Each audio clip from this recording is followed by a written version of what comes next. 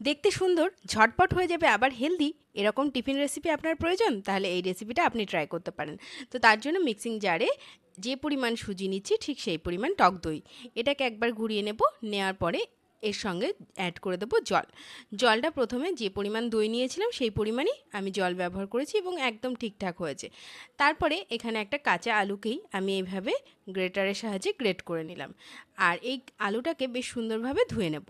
এবার ধোয়ার পরে এটাকে কিন্তু বেশ সুন্দরভাবে এরকম চিপে চিপে জলটাকে কিন্তু বের করে নিতে হবে।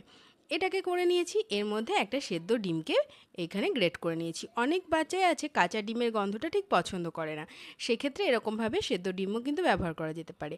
তারপরে এখানে দিয়ে দিলাম আমি ওই ব্যাটারটা, একটুখানি দিয়ে দিলাম ম্যাগি মশলা, বিট লবণ, লবণ দিয়েছি, নর্মাল নুন আর চাট মশলার গুঁড়ো আর সাদা গোলমরিচের যে গোলমরিচ হয় সেই গোলমরিচের গুঁড়ো দিয়ে বেশ ভালোভাবে ফেটিয়ে নিলাম। ফেটানো হয়ে গেলে এখানে দিয়ে দিচ্ছি একটুখানি পরিমাণে ইনো।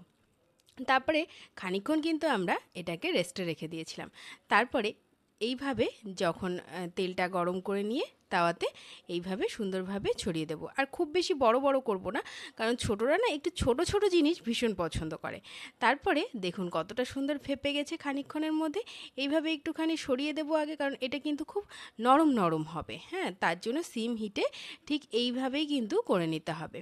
তো এইভাবে বেশ সুন্দরভাবে সেঁকে নিলেই কিন্তু আমাদের এই টিফিন রেসিপিটা সুন্দরভাবে তৈরি হয়ে যাবে। তবে পুরো রেসিপিটাই কিন্তু আপনারা একদম সিম হিটে করবেন, তবেই কিন্তু খেতে খুব দুর্দান্ত হবে। তা আজকের রেসিপি আপনাদের কাছে কেমন লাগলো অবশ্যই জানাবেন। ভালো লাগলে সাবস্ক্রাইব করে পাশে থাকবেন। টাটা।